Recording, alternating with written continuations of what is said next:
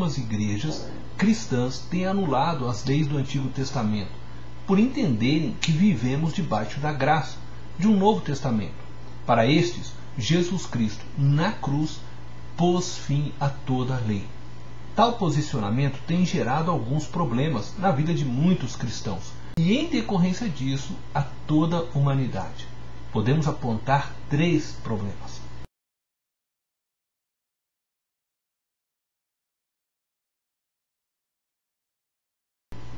Primeiro, no contexto cristão, como vimos, igrejas têm aderido à anulação de todas as leis do Antigo Testamento. Contudo, este é um grande erro teológico que tem gerado 2 tipos de grupos de igreja.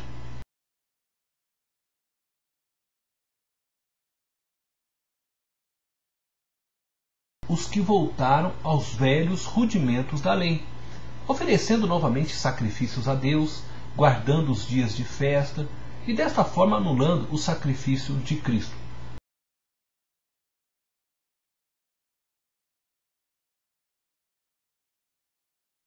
Os que vivem de forma ilícita, imoral, sendo governados por seus desejos desenfreados. Afinal, não existem mais leis a serem observadas. Jesus anulou toda a lei.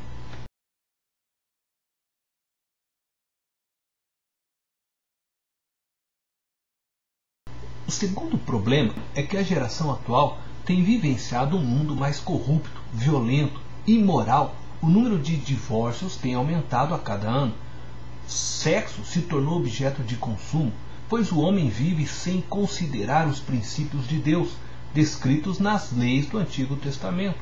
A soberba do homem o levou a acreditar que pode viver sem o manual do Criador.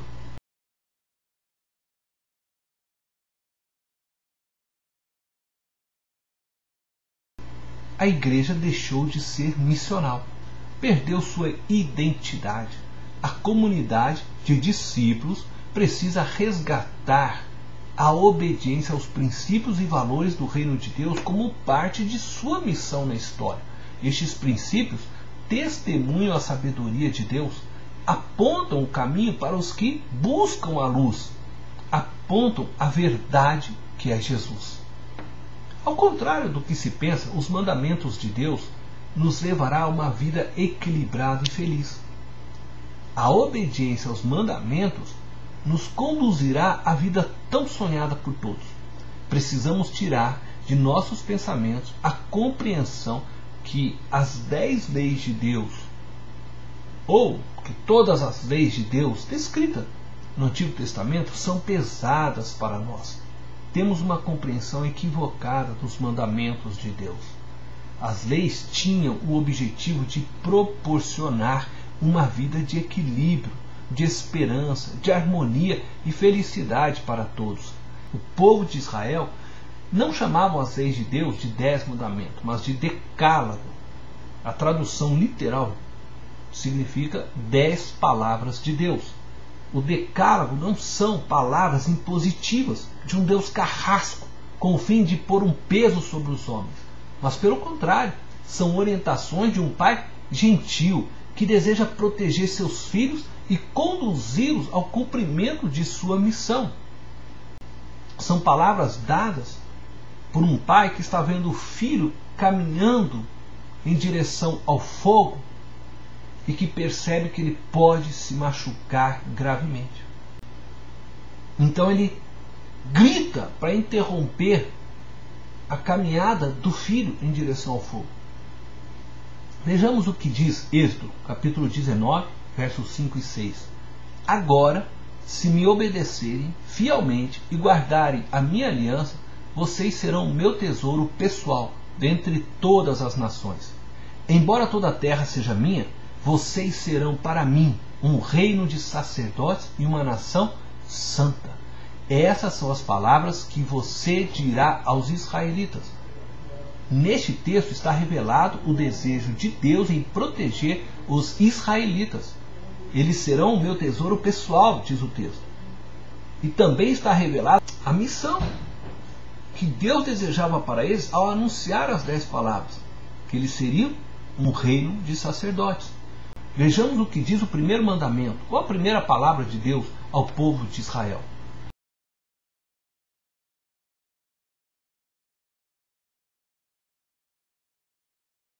Devemos recordar o contexto em que se encontrava o povo de Israel antes de Deus libertá-los. Israel era um povo oprimido pelos egípcios e por seus deuses. O sofrimento de Israel era tanto que eles clamavam constantemente para que Deus os libertasse. Deus ouviu o clamor de Israel e levantou Moisés para tirá-los do Egito. O texto diz que Deus libertou Israel das mãos dos egípcios e os fez não para oprimi-los, mas para que tivessem liberdade. Deus teve misericórdia do povo. Deus amou a Israel e por isso a primeira palavra de Deus, o primeiro mandamento, é que eles não tivessem outros deuses além dele, uma vez que isto os tornaria novamente escravos de seus ídolos. Todo ídolo leva seu adorador a ser devorado até que a morte o destrua. O ídolo nada mais é que um instrumento para que demônios destruam nossos relacionamentos pessoais, nossa saúde, nosso emocional, e nos levem por fim à morte eterna, ao inferno. Isto é, a uma vida eterna sem Deus. Deus age como todo pai que deseja o bem do filho, e por isso manda que o mesmo não coloque a mão no fogo, o orienta a não subir na cadeira para não cair, a não atravessar a rua sem olhar para os lados para não ser atropelado por um veículo. Deus entrega não um mandamento com o fim de punir, de proibir por proibir, ou ainda por um egoísmo da parte dele. Não! Deus diz uma palavra com o fim de proteger aqueles a quem libertou. O povo que habitava as terras de Canaã possuíam vários deuses. Havia Deus para sexualidade, prosperidade, sabedoria, fertilidade, riquezas. A lei visava prevenir Israel de não cair na tentação de servirem a esses diversos deuses que se encontravam na terra de Canaã.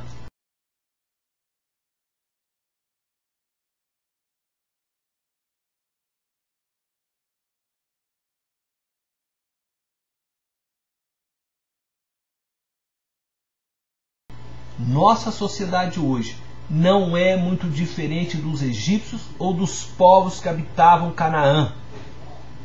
Preste atenção no que eu vou dizer. Mudou o modus operandi, mas Mamão continua sendo adorado. Pessoas matam umas às outras por riqueza e poder. Moloque continua sendo servido através de pais que sacrificam o futuro de seus filhos em busca de sucesso profissional. Ainda outros sacrificam os filhos através da violência física ou emocional. Apolo é cultuado como o deus da masculinidade, do corpo perfeito, nas academias onde jovens e adultos são capazes de colocar a saúde em risco para terem um corpo perfeito. O culto a Apolo, o deus da beleza masculina, se encontra no culto ao corpo.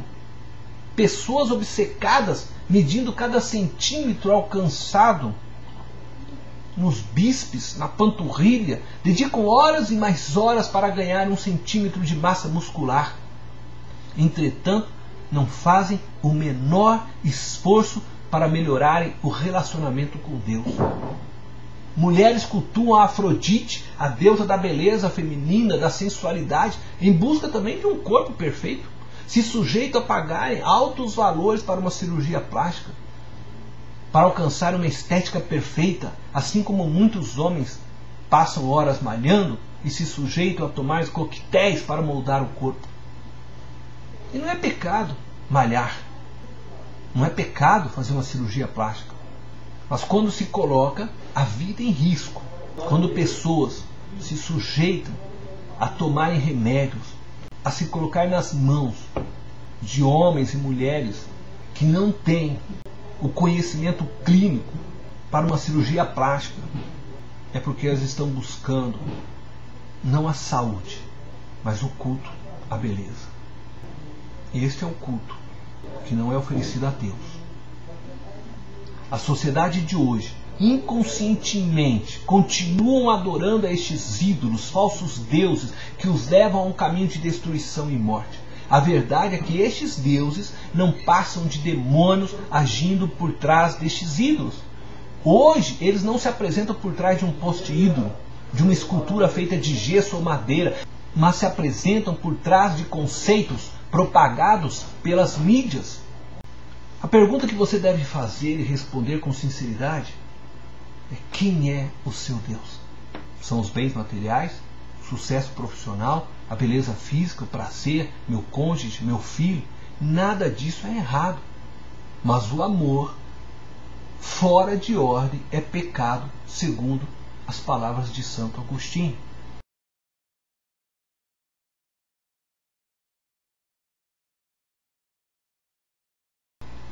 Quando eu amo algo fora da ordem correta, eu caio na idolatria, eu caio no pecado.